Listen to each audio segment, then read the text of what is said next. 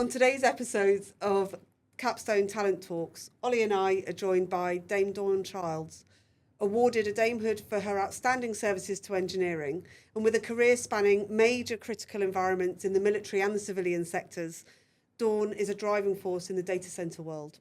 A passionate advocate for engineering, leadership and diversity, we'll be exploring her career journey, the impact she's having on our sector, and the issues she's determined to move forward.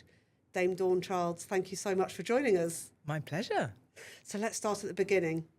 Why engineering? And maybe you can tell us a bit about your career and the movements that have underpinned where you are now.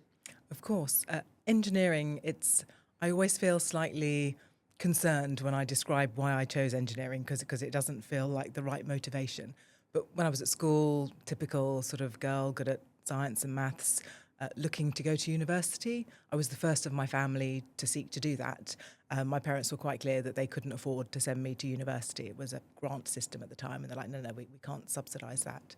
So I was looking for a course that would allow me to get sponsorship. And engineering, by far, were the courses that were sponsored by the majority of companies and attracted the most funding. And that led me to my first career choice, which was literally whoever would pay me the most to go to university, which was the Air Force. Amazing. So how did that come through in real terms whilst you were at university? Did you get lots of practical experience as well, or was it very much the funding element? So initially it was the funding element, but I embarked on what was a really full life career without really realising it, although the contract should have really told me it. Effectively, they did cadetships at the time, which they no longer do. They do smaller scholarships, but this was a full career cadetship. And effectively, they would pay for you to go to university. So you joined the military, so the Air Force in this case, before going to university. They sponsored you throughout, and then you'd signed up for a permanent commission, which at the time was to either age 38 or for 16 years, whichever was longer. I went to university slightly early, so I was only 17. So effectively, as my mother pointed out, I'd signed away 21 years of my life, which was longer than I'd lived. Wow. Wow. And did you think that through before, or for you it was... Not really. You don't always have the foresight at that age. Well, no, you don't. But in my sort of rather bizarre 17-year-old befuddled brain, I'd kind of got an answer for my mum, which was, at the time, the military contract said that if you're a woman and you became pregnant or started a family, you'd be thrown out and you'd have to pay back all of the money. And so my reasoning to my mother was, well, it's okay, because although you think I've signed up for 21 years, if I don't like it, I just fall pregnant and they throw me out anyway. My mother wasn't so pleased with that either. And there's the rationale of a 17-year-old mind. Indeed. So how did the career span then? I mean, it was obviously really interesting in what you achieved and the positions you held. Talk to us about that first foray into work and engineering in real life. And so the military is fantastic for giving you a really deep and broad set of training and set of skills. So I very much enjoyed the whole system. You just worked your way through. And in the early years, you moved through jobs fairly quickly. The longest time, in fact, for my entire 23-year career that I stayed in a role was 2 years. So moving every couple of years into new roles, different roles. So you learn how to navigate in between jobs with that really constant theme of the military behind you. But also you learn how to pick up new skills really quickly, how to lead, etc. So I really enjoyed my time in the military. And to be honest, I wouldn't have left. I could have aspired to be sort of chief engineer because in my early career, I'd been the aide-de-camp, so the assistant effectively, to the then chief engineer, a gentleman now sadly passed called Sir Colin Terry. And I thought, I'd love to do that job. So from then on in, I was pushing to sort of try and achieve that. And it became clear to me when I got to Wing Commander and I kind of got stuck at Wing Commander, I didn't get the promotion as quickly as I was expecting. And at that point, when I realised I'd been career ceilinged effectively in the military, I chose to leave. Yeah. And did you have clarity on what you wanted next? Or was it that your aspirations didn't meet the reality of what the military could bring? It's absolutely my aspiration. So I had no clarity as to what I was going to do when I resigned, because I'd served my past age 38, so I'd met my commitment, and I was at the point where you could put in your resignation and then just serve your remaining time, another 6 months. So I did that, and I had enough mass leave to pretty much leave within 2 weeks with absolutely no plan whatsoever, other than maximising my potential, because I thought, no, I can't stay in this rank for like the rest of my working life. I'll feel like I haven't tried hard enough. So I chose to go and try and find another path. And how did that feel, I suppose, after going from school to university and then into military for, quite a period of time, to take a step away from that into the wider world? I appreciate all the experience you gained in the military, but how did that feel in terms of, past as new? Super scary, because for the first time in my entire life, I was leaving a structure. There was suddenly no structure, no plan, and so I looked for new job roles, and I made a very deliberate decision to try and seek a lower level role, because I was very conscious that the military context and the way you operate in the military is very different to civilian business, and I didn't feel sufficiently equipped to navigate civilian business. So I was applying for lower level roles. And literally the first one I applied for, I got offered, and it was for a senior engineering manager at Gatwick Airport. And I can remember the interview because I was kind of mad. I was angry that I hadn't, achieved what I wanted to in the Air Force. So I had a little bit more gusto and perhaps a bit more confidence than I would normally have. And in the interview, the then head of engineering said, you seem to be overqualified for this role. So I'm just like, bemused. Why have you applied for it? And so I said, clearly I should be applying for your role, but it's not available. So I thought I'd come and figure out civilian business in this lower level. Brilliant. And he laughed, fortunately, offered me the role. And then the day I turned up at the airport, he told me that he was moving sideways to be the head of security, and that the head of engineering role would be available should I wish to apply. And I probably had like a couple of weeks to figure it out. Wow, that's good timing. It was good timing. Maybe you sowed the seed.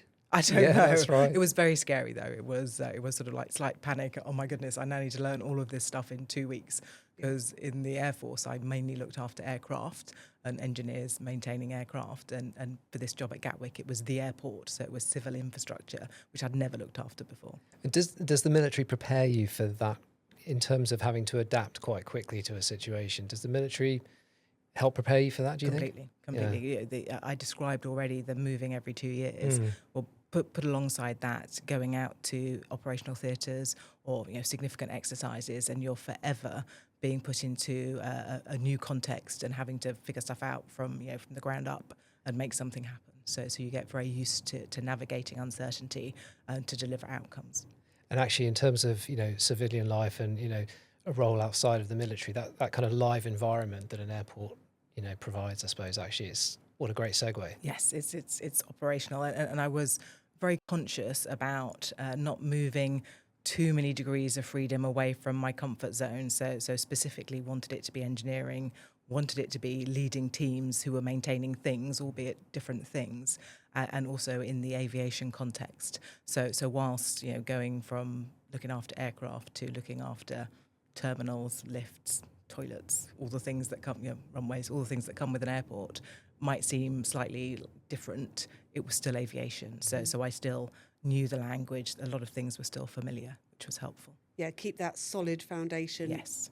Turn the dial one way. Yes, not too far. Yeah, absolutely. And so tell us about your time at Gatwick. How was it? How was your time there in as your first foray out of the military? It was really good. That there were some things that were very familiar. The aviation context, leading people, trying to bring teams together. There were also some things that were very unfamiliar. So the cost savings and the driving efficiencies, that was slightly tricky, although we had just done some lean initiatives in the military, so I had a bit of context, which was helpful. The biggest singular thing, though, for me that stood out in terms of how different it was the people. So in the military, by dint of the hierarchy in the rank, if you're an officer and you tell people to do something, even if they think it's a terrible plan, they might tell you it's a terrible plan, but they will ultimately go and do it.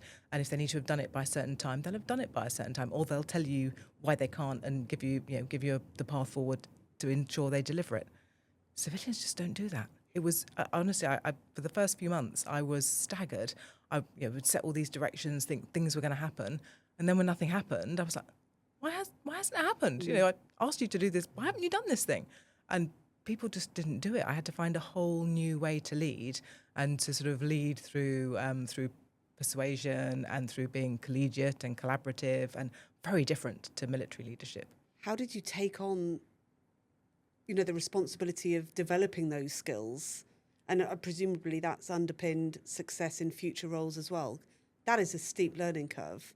It's not the natural way in the military.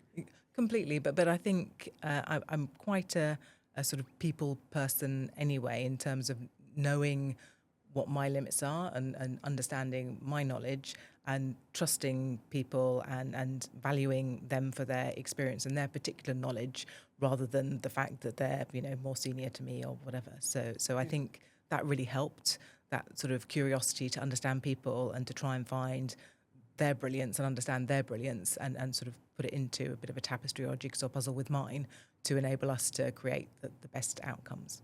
And did you find there was some support in place for you to kind of help to develop in that way? So, some someone you could, I suppose, look up to, or someone slightly more senior within the organisation that could help sort of direct some of that as well. I mean, you mentioned Sir Colin Terry in the military. Was there someone comparable to that at Gatwick, or was it? And so, to be clear, Sir Colin, I admired the position he'd got to, not necessarily how he got there.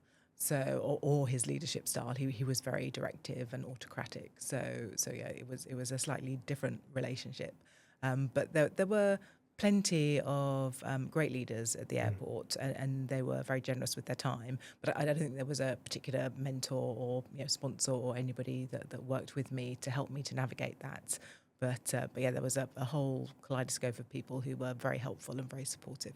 You've got to have a team approach in an Yes. environment like an airport. So let's move on from Gatwick and your next step. What prompted that, and what opportunity did you embrace after that? So after getting the head of engineering role, I'd kind of delivered it, and I had aspirations for the next promotion, as you do after a few years. And I spoke with the lead from GIP, Global Infrastructure Partners, who were and still are actually investors in the airport, and said, look, hey, how do I look for a board position? And he was quite clear to me. He's like, don't really see a female engineer on the board. Yeah, you're not really commercial. So yeah, that's a nice aspiration, but it's not going to happen. And I'm like, oh, okay. So how do I fill that gap? What do I need to do? And he said, you really need to do something more commercial that's not a head of engineering role. I'm like, okay, well, is there one? And he went, oh, well, we'll have a think. And literally the next day, he rings me up and goes, oh, I've got a great job for you. I'm going to move you to be the head of transformation. I'm like, what? Not really expecting things to move that quickly. So I transitioned roles at the airport to this head of transformation role. But it then became clear that for a sort of board position, it was kind of dead man's shoes, and the any roles that were becoming available really weren't the type of role that I could sort of step into. Ideally, it would have been sort of a chief ops officer role that would have suited me, and that wasn't going to be vacant anytime soon. So I get calls a lot for different things and normally say no, but I started saying yes to listening to recruiters or headhunters. And the next week I got a call from somebody who was recruiting for Merlin. I'm like, what's Merlin? I didn't know, not having had kids because of the whole military thing that I talked about before. Yeah. I had no real conscious idea what Merlin were. They're like, hey, it's like number 2 to Disney. It's this massive theme park operator, 130 odd theme parks around the world. I'm like, oh, crikey. Okay, that sounds different. And then it dawned on me. I'm like, didn't they just have a big thing at Alton Towers? Yeah. They're like, This was just after the Smiler crash. It was just after the Smiler crash. And so they were creating a new position, which was the director of engineering role, to sort of consolidate and bring together all the standards and practices across all of the theme parks globally. And first of all, I said no. That sounds too scary and too different. Back to my staying in some comfort zone. But then after some research, I realised no, it's just running engineering and maintenance teams, and it's all the things that I would have done in the military. So safety standards and all those sort of pieces. So I managed to convince myself that it would be okay to go for it. So I did apply and got that role, which was really brilliant. So very enjoyable 4 years, challenging, lots of new stuff to learn. But some brilliant teams, and who wouldn't want to work for a company that's one of their values was it's all about having fun, and it really was. So. Was it? Yeah. Excellent. And so then after that, again, was there another ceiling that you reached, and therefore a push factor, or was there a pull factor towards National Grid? Because I think that was your next role. Yeah. So there were, again, I was sort of aspiring to a board level role, because the head of engineering role sort of sat on one of the sub boards, but wasn't on the board, and never would be. And again, it was kind of blocked. So I started being more open to opportunities. And the National Grid role came up, which had 2 board seats at the time, because both gas and electricity were covered, and it was leading a transformation, which I'd done at the airport. I'd done some transformation stuff, and I'd done some stuff in the military. So I thought, why not? And how was that role, the power sector? So very different, Yeah. very different indeed, and proper critical national infrastructure. And whilst an airport might be critical national infrastructure, it's in a single place. Whereas everywhere. the grid's everywhere. So that was different and an interesting time, and just really rich experience to be able to navigate across yet another industry, and look at transformation and how to improve the sector and how to move the sector forward. And was it a big change moving from, I suppose, that commercial environment of Merlin to National Grid, which I guess has maybe got a slightly different consideration? But so National Grid is still very commercial, but in a very different way, and almost at a different speed, because things both at Gatwick and at Merlin, decision making was swift, and in National Grid it was as you would expect from a FTSE 100 company or FTSE top 20 as it was at the time, very very considered and very specific and deliberate, and sometimes took a frustratingly long time. So did that then feel as more of a natural progression through to Pure at the moment, from the National Grid context, that kind of critical infrastructure from a power perspective through into the data center world? How did that come about? You make it sound like I had a plan, which is lovely, and I wish I did, but unfortunately the truth is slightly more stark. So I had no plan, and the transformation role at National Grid was always going to be a time-bound role, because it was leading a specific transformation. So when it was coming towards the end of that, and I started sort of being more open to approaches again, I got this call about data center company, and my first thought was, what's a data center company? So I remember making that call. And do you remember me saying? And I don't know what you were saying. I don't know what you're talking about. I remember when I'd reached out to you and you returned the call, and I said it's an opportunity with a global data center developer and operator, and you said, went quiet, and then went, what's a data center? Did that not give you a bit of a dread, thinking maybe I've rung the wrong woman? I barely knew what a data center was at the time, because it's invisible, which leads us on to a huge topic of conversation. But it is invisible, and I think it remains invisible, slightly less. But the reason that I think you've had so much success, from an outsider's perspective, is that you've come from an outsider's perspective. Yes. And we need that. You need that diversity of thought and the different lenses, as it were. And obviously, you were initially hired in a COO role on the operational side. Yeah, and then effectively. you've since obviously now CEO. And tell us about it. How's it been? And so super interesting, and it's an amazing industry that I'd never heard of, which is incredible. And so I do work hard along with lots of other people to try and improve the understanding of the industry. But the thing for me that I found amazing, you talked about did that get you set up right for your transition to data centers? If I was planning my career path to get to this point, It was a great plan. It checked every box. Foresight. Yeah, exactly. And you know, my predecessor was very good at navigating pathways and deciding on the sort of the talent he wanted to bring in and the sort of experience he wanted them to have. He was. And so, you know, my critical national infrastructure, military, all of the things that are done literally led me to here to be able to hit the ground almost running, maybe crawling, in the data center sector. So that was amazing. And it's helped me to be equally open to try and get new talent into the sector.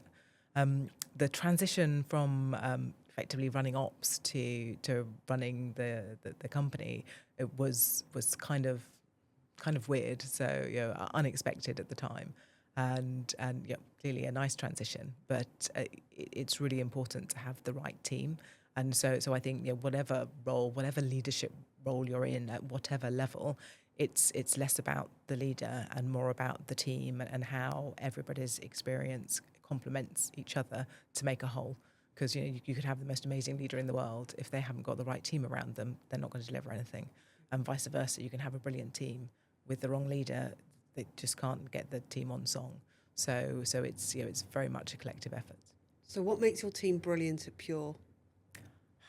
I have an amazing team at Pure, and yeah, not just the exec team, but all the way through. I think something that we've been able to do, and we've had a couple of sort of transformations along the way as the sector has changed. We've had to change with it, but also as we've moved from that sort of startup scale up when you first rang me to join the company to, you know, close to 300 people, global footprint, you know, pipeline of 500 megawatts plus of data centers.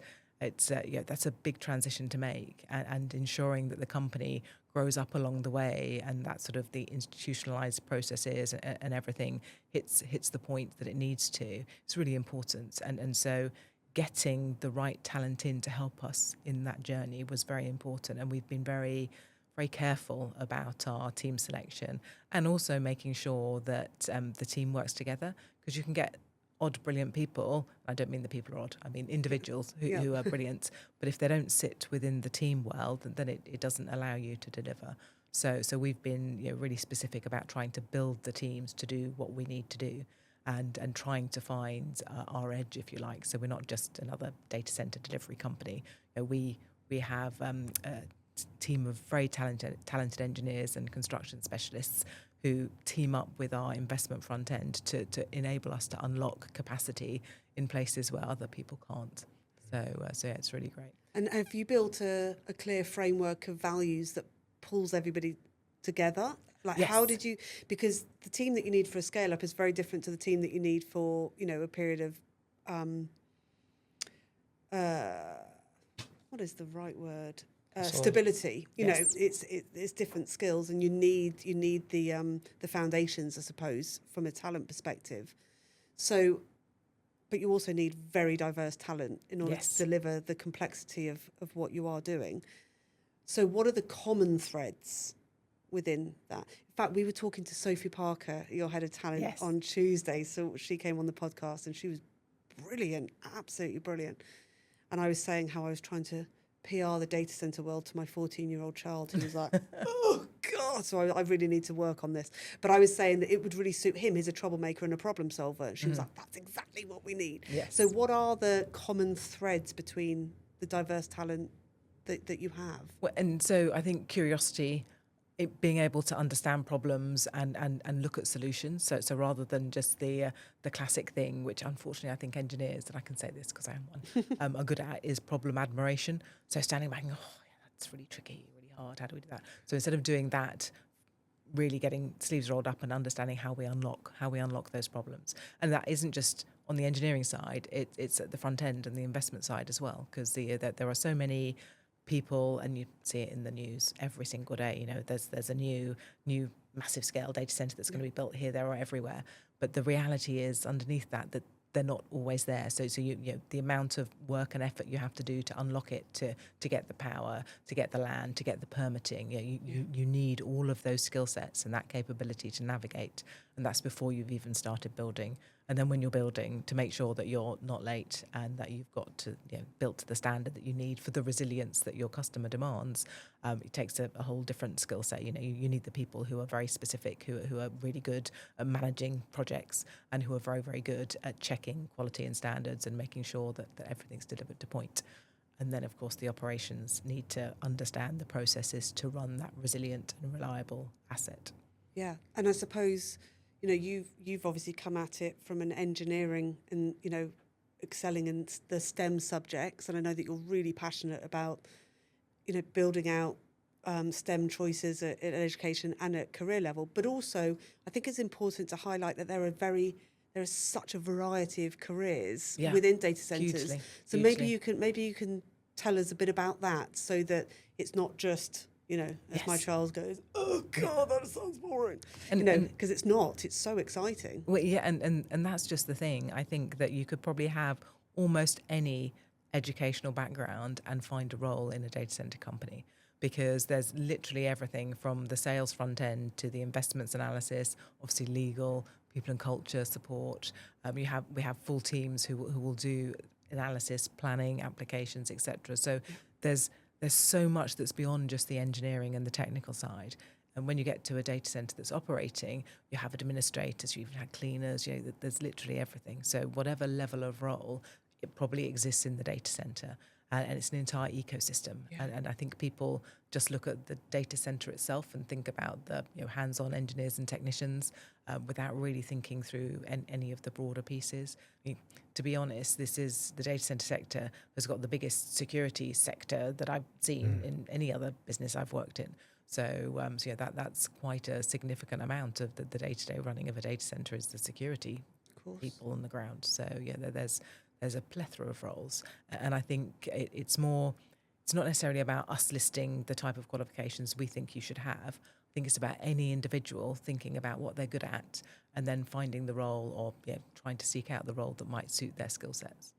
Yeah, it's interesting, isn't it? It's that aptitude piece, and what actually can we bring to the table in terms of mindset and yes, okay, it might be actually technical skills as well, and so on. But actually, when that comes together as a collective, it helps. That's when things can really change with that diversity of thought and actually feed through to the wider business, whether that's from a security perspective or actually a very technical engineering perspective. Well, indeed, and we've had people in our teams.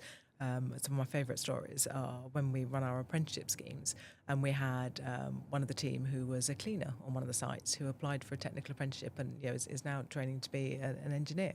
And so getting that crossover within the company is just amazing. And it just means that you don't necessarily need to have had all of that educational background before you join the sector. You can navigate your way through the sector and learn along the way. I think particularly as well, things are evolving so quickly in the sector, aren't they? I mean, it seems every single day, it's advancing so rapidly. And actually having that broader experience, skill set, as we're just sort of saying, it'd be interesting to get your thoughts on, as things are moving forward, what we as an industry, I suppose, can be doing more of to ensure that we continue to attract people into the sector, and equally what people should be considering if once they become more aware of the data center industry, how they can then try and contribute and get involved. Well, and I think it's one of those industries that was just in the shadows. We were talking earlier. My question, what's a data center? It's shocking, as a senior engineer, not knowing and really understanding this massive sector that's sort of grown up. I say overnight, but over the past sort of couple of decades, and is extraordinary. Secretive. I mean, even when I was working with your predecessor, who was really brilliant with the wanting diverse talent and understanding that he needed that in the business, but he still couldn't tell me where the data centers were because it was secret. And I was like, okay. So it could be on 4 continents. You could be working across.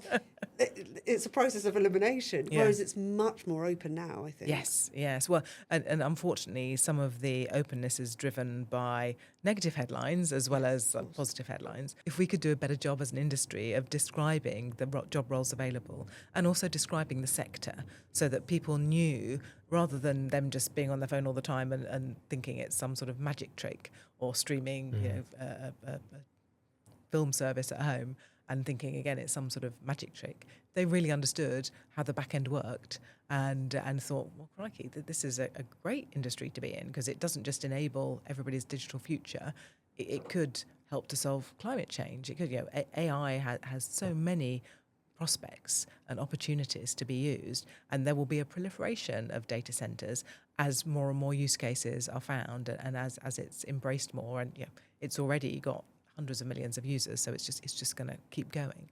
If people understood better that data centers are at the heart of it, and that this is a really important sector to be working in, which could solve many of humanity's problems going forward, they'd be more excited about it, rather than thinking it was a big grey box that was taking away all the power. Yeah, or a drain on the community. It's that legacy piece, isn't it? Well, and there are different approaches. So pure data centers, one of our mantras is we believe in data centers for good. So we do a lot of work with the communities.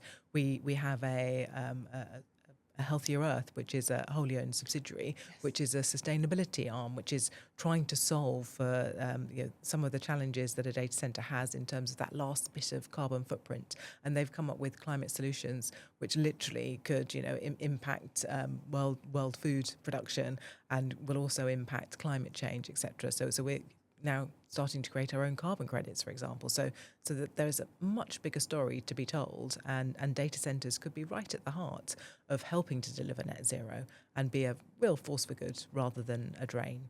And I think it's getting better, isn't it? I mean, there are some great initiatives in schools even, and actually through higher education as well.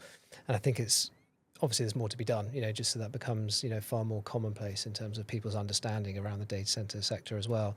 So more to be done, but there's some really good things happening in schools and so on and so forth. So hopefully that does start to feed through, and actually people start to realise that actually they can play a bit of a part in helping to change things, as you say.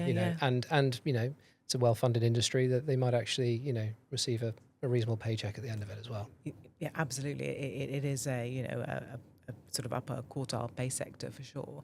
And the other thing is it's not necessarily a tech industry, so people confuse it and think it's a tech industry. If you're running a data center company, we don't actually deal directly with the compute that's inside the data center, so the GPUs and the CPUs and the servers, we don't get involved with that. That's our customer's domain. So you don't need to be a tech nerd to come and work in the data center industry at all. There are many other things, as we've described. There are many job roles. None of them involve being a computer nerd at all. Yeah. So let's talk about beyond the obvious. So that's a great one. Actually beyond the obvious, which is, you've got a big box of a building and you've got lots of cables in it, in simple terms. And, you're the conduit to kind of keeping us all running and operating and working and communicating and so on. What is the less obvious stuff? One is actually almost that you don't have to be a tech nerd. Tell us a bit more about the sustainability piece and the community engagement that is more invisible to bog standard, the naked eye, or maybe, Yeah, we do all the sort of normal corporate social responsibility stuff that you'd expect any company to do, but we like to take it a step further. So, for example, if I take our London data centre site near Brent Cross, the next phase of building that's currently going up will be encased in one of the world's largest living walls. Amazing. And we've been very specific about why that was required. And it's because it's next to the Brent Reservoir, which is a site of special scientific interest. And also that's one of the most polluted parts of the country. And it's the only place where somebody actually had, as a cause of death, pollution. So this large living wall will have planting which has the effect of taking pollutants out of the air, and will also significantly enhance the biodiversity in the local region. So rather than it being a horrible grey box, it will be something that is very additive to the community. In doing that, we've opened, as we did, lots of trial walls to test the planting and tests for the use of biochar to ensure that it didn't need to take too much water and that sort of stuff. As we were doing this, we've also planted miniature living walls at some of the local schools, and used some of our other sustainability technology called Forest Factory to plant tiny forests in the local community as well. Brilliant. So Great. these are things which are all driven by the fact that we have a data centre there, but are giving back to the community.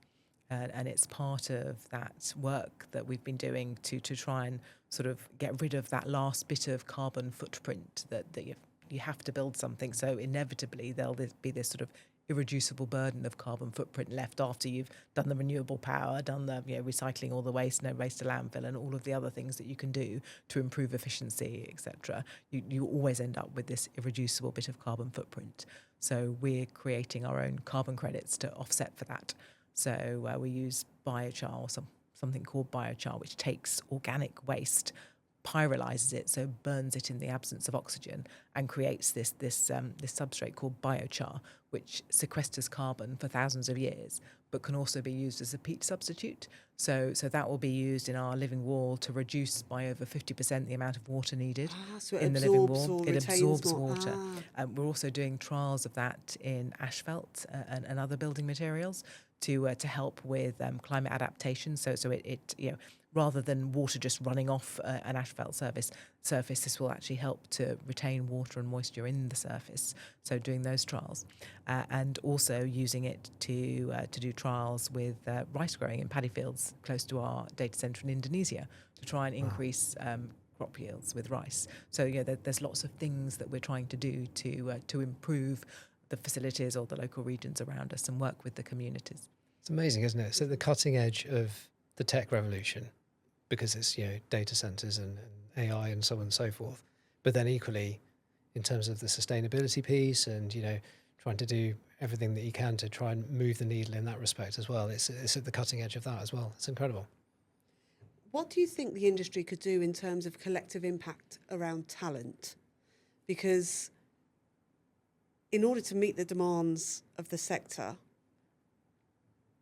in fact, I think it was Sophie, when we were talking to Sophie, she was saying she doesn't think there's so much as a shortage of talent, but more of a shortage of open-mindedness about talent. And I'm interested to hear your views on how Pure plan to, attract and retain. That's the other thing that Sophie was obviously talking a lot about. You don't want the revolving door. It's expensive and it doesn't serve as well. So what can we do as a collective in the industry, as well as individually, do you think? And so I work with Infrastructure Masons. I'm one of the co-chairs of the People Committee, and that precisely looks at diversity inclusion, but also the educational aspects to bring talent into the industry. And I think there are already a few collective initiatives. Some of them are US focused, but it's something that we can definitely repeat over here, which are around apprenticeship schemes that span more than just a single company.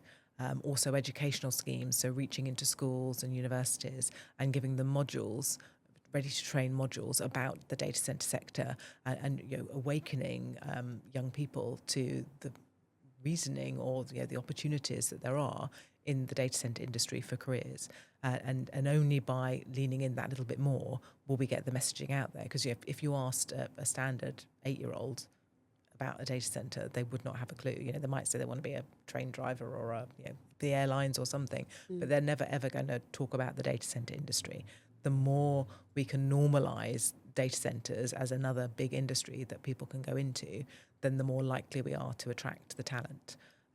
I also think that there's a secondary aspect that we should be doing, which is looking at career transitioners, because for every industry that's growing, like the data center sector, there'll be another industry that's in demise. And so there'll be some brilliant talent coming out of those industries that need to find a new home and a new purpose. And why wouldn't we be taking lots of people from other sectors and figuring out their transferable skills, or helping them to figure out their transferable skills? Absolutely. And is anybody at the forefront of doing that well, do you think, or do you think could do better? Would that be the report? Yeah, and so I think there are companies who do reach out and try and attract talent or fish talent from other industries, not necessarily in a sort of all-encompassing way, but I think there are some online platforms out there that will help, and Infrastructure Masons have one which is particularly focused at the military community, actually. Yep. It's called a job matching platform, where you sort of type in the skills and things you have, and it goes, hey, you could be a this, that, or the other. And I don't mean it like I remember from back in the 80s, they used to have that careers matching platform when you were at school. What did it say you could be? Oh, I'd something, a shopkeeper or something. Yeah, I I was a something. hairdresser. Yeah. So definitely not that. Definitely not that. Definitely something far cleverer than that. Yeah. But the more and more AI is being used, and you can get some good understanding and some good data sets behind it, then you can allow some of this job matching. So people with skills don't find themselves abandoned and not able to do anything great in their future. They can go find a brilliant new career. And I would love for the data center sector to be the people that's going around, collecting all of that fantastic untapped talent that's waiting for a home, and bring the human element of data centers to life, which I think is missing. So I suppose if we look at your parting words of wisdom in terms of the future of talent and the future of data centers, if you're looking 5 years ahead, what do you think are the opportunities that we should be embracing, or the challenges that we need to consider? So I think there's a significant sustainability challenge to enable that beautiful digital future that everybody wants, and to really harness the potential of AI. We need to solve for the sustainability conundrum. So I think the talent needs are probably wider than we even envisage at the moment. And I'd love to see that the sector had leaned in. And for example, I'm a great advocate for us helping to solve for net zero rather than being part of the problem set. So leaning in and having solved for that, having data centers providing grid services, having young talent looking at the data center sector and thinking, oh my goodness, that is literally at the core of everything. It's enabling everything that I do digitally. It's solving for all these problems, and it's also enabling net zero because it's part of the power solution rather than part of the power problem. I'd love for us to be that real linchpin industry that people look at, young people look at and go, I'm really excited to go and lean in and help with that industry because it makes a difference.